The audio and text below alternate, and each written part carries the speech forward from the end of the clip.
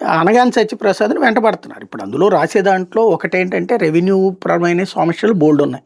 ఎందుకు ఉండవు? అసలు కోర్టులన్నీ బతుకుతున్నదే దాని మీద, లాయర్లు బతుకుతున్న దాని మీదే, జడ్జిలు బతుకుతున్న దాని మీద. ఎందుకని ఏళ్ల తరబడి ఆ కేసులు తప్పించే ఉంది. ఇప్పుడు నేను ఉన్నాను, నా పక్కన 2 గజాలు ఎవడో ఆక్రమించుకున్నాడు, నేను కోర్టుకు వెళ్ళాను అనుకోండి, కోర్టు ఏమిస్తుంది? మున్సిపాలిటీకి ఒక ఆదేశం ఇస్తుంది, తర్వాతన టౌన్ ప్లానింగ్ వాళ్ళని లెక్క చేయమంటది.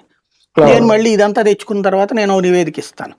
ఇచ్చిన తర్వాత ఆ కన్సర్న్ డిపార్ట్మెంట్ వాళ్ళు నివేదిక ఇస్తారు. అవతల వాళ్ళు ఏం చేస్తాడు?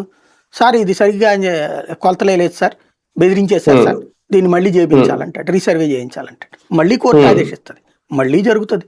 ఈ ప్రాసెస్ అంతా నెలలు, ఏళ్ళు. ఈలోపు ఏం పరిష్కరించాలా? దీన్ని తీసుకెళ్ళి నేను ఈలోపు పనిలో పనిగా కలెక్టర్ కూడా రాసి ఇచ్చేస్తాను కంప్లైంట్. చూడండి, కోర్టులో ఉంటాం, ఇక్కడ ఈయనకి ఇస్తాం. ఇక అక్కడ జరిగితే మళ్ళీ సేమ్. భూమి అనే దాంట్లో ఒక్క గజం విషయంలోనైనా నిర్ణయం తీసుకునే అధికారం ఎవరికైనా అధికారికి ఉంటుంది? అసలు అధికారి చేతిలో ఉందా? సమస్యలు అదే వచ్చేది. ఇప్పుడు పట్టాదారు పాసు, ఇప్పుడు నేనే చెప్తాను, మా మామగారు ఎప్పుడో బతికున్న రోజుల్లో, అంటే నా పెళ్లికి ముందే ఆయన చనిపోయి ఉన్నారు.